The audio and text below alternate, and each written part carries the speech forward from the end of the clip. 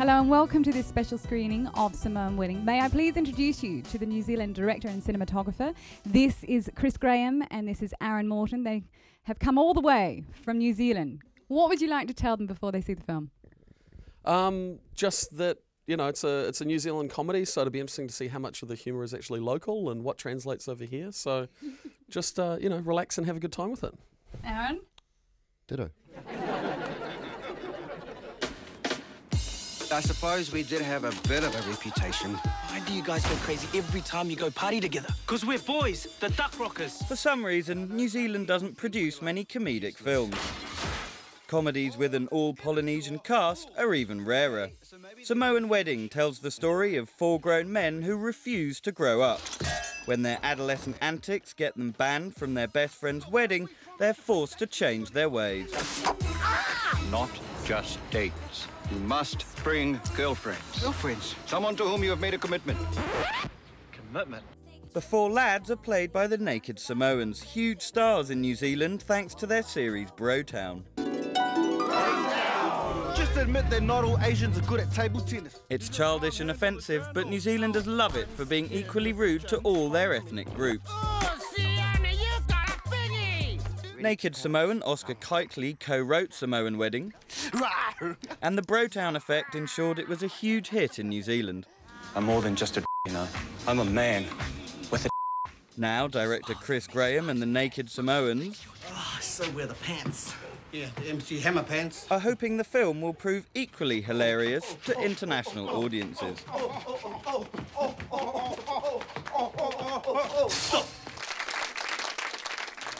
Okay, we've seen the film now made by these two, but somebody couldn't be here today, so I'd like to show you a message from him. It's obviously the lead actor and the co-writer, which is Oscar Kitely, and he wanted to tell us this. Let's have a look. Hi, this is Oscar Kylie, and I'm really sorry I can't be here. I'd love to be there. I wish I was there, because it's nice there, but I can't, because I'm here.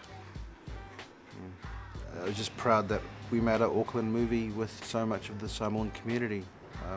I'll always be proud of that.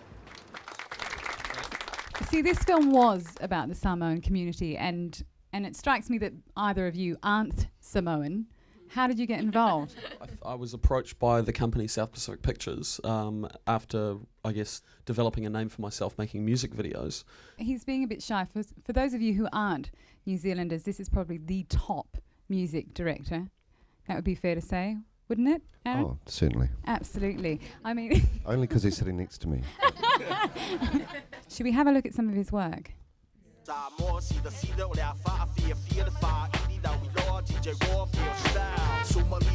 This was probably the pivotal video that made the company approach me and, say, okay, this is an authentic portrait of Samoan culture. And this is what we want to try and apply to Sione's Wedding. Did you keep quite close to the script, or did you encourage particularly the guys from the Naked Samoans to improvise? I encourage them to improvise all the time. The producers are just like, okay, well, it's going to be a low budget and a very tight schedule, but as long as you shoot everything that's on every page, then anything else you can get in addition, you feel free and go crazy. Appreciate this. When they wake Leilani up and she comes and cooks eggs for them, which seems surprising to a lot of us, but in Samoan culture, she would do that for his friends, but not for him. And the extension of that was improvised, the whole toast thing and them all bursting into laughter.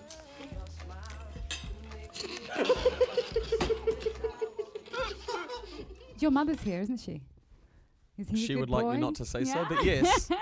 Somebody's hiding in the back there. You must be proud, to use a cliche. It's been a really long journey, I think, for Chris since he went to film school in New York. And I was just saying to someone today, it's really a relief that I now don't have to buy his sneakers because he's got holes in his shoes and he's put newspaper in the bottom of them.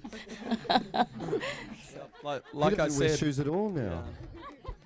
as I was saying before, I was really cool in hip-hop and, I'd like to talk about your latest project that you're both doing. So completely different genre altogether. You tell us about it. I got a call saying, hey, we've got this, psychological, really full-on horror movie and we think you'd be perfect for it. We're going to get a sneak preview, aren't we? Yeah, I think straight there's a... from the edit suite. It's a boat. Where? There. What are you? I move through bodies.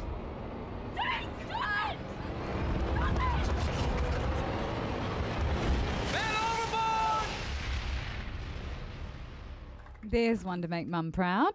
Huh? I mean, you go from a romantic comedy to a horror film. Where do you start on something like that? I started down at the DVD store.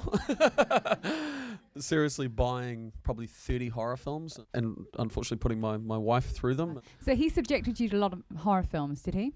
5 a week kind of thing, like every horror you can imagine, and wedding movies for 6 months and horror movies for 6 months. So I don't know which one's worth really, so yeah.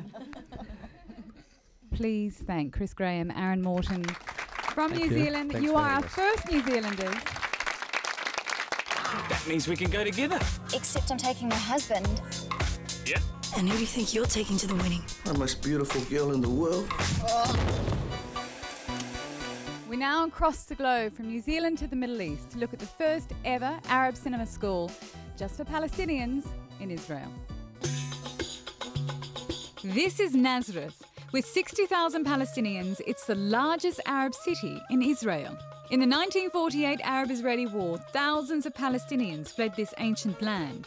Those who stayed became Israeli citizens and were branded traitors by many of their Arab brothers.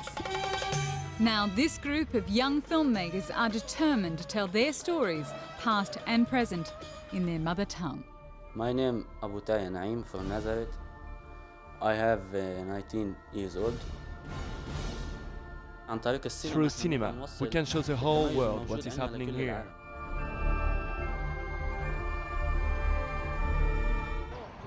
My name is Walid. I am 21 years old. I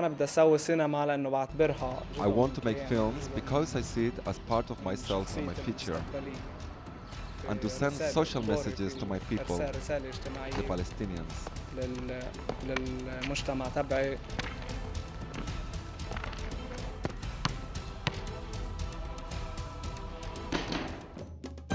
This is Israel's first Arab cinema school, and it shares this building like all its resources. And which part is the cinema school? The cinema, this class, this one. Classroom here? Yes. These students are this year's entire enrolment. Sequence. And Anan simply doesn't have the funds for any more. The library, a very big library, and this is the editing room. You've only got one editing suite? Yes. All the students do their films on Yes, there? but it's very large, hard disks. This is a new auditorium. Okay. Nice, good. It's not very big, is it? No.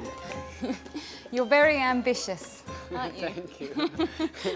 It's not big, but this building include very interesting people and very unique people. Yeah.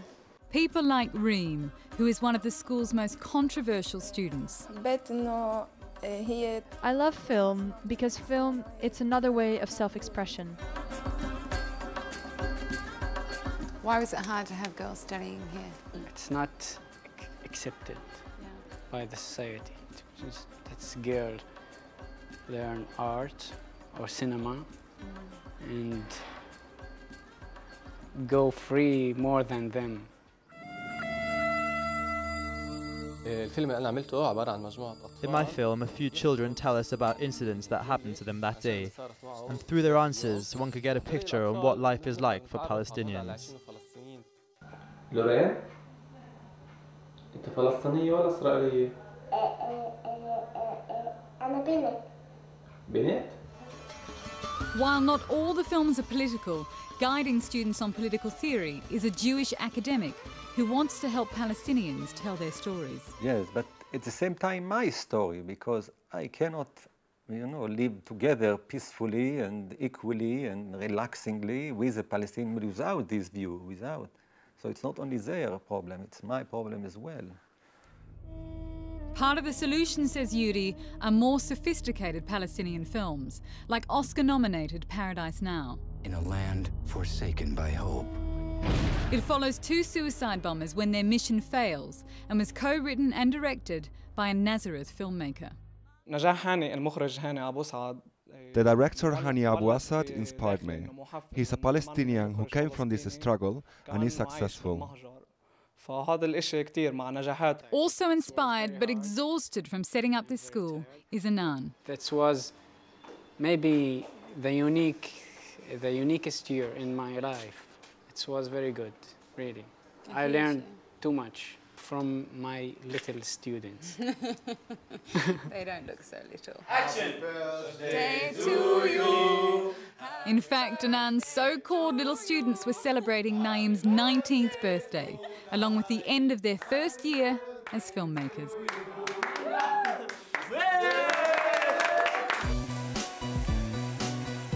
Well, that's it for the Fabulous Picture Show this week. If you'd like to see the trailer for that film, just visit the website. Right here.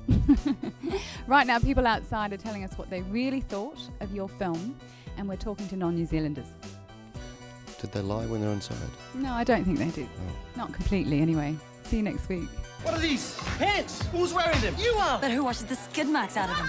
What would you rate the film out of 10? I think I'd rate it 8 out of 10. I think you'd have to give it a 10 because the guys are so charming who made it. Well, I saw the film in New Zealand, and when I heard it was being played here, I had to see it. I thought it was great the way it all tied up in the end because you didn't know what was going to happen. It's a different culture from mine, as you can imagine, but I found it very funny and I could really relate to the characters in it.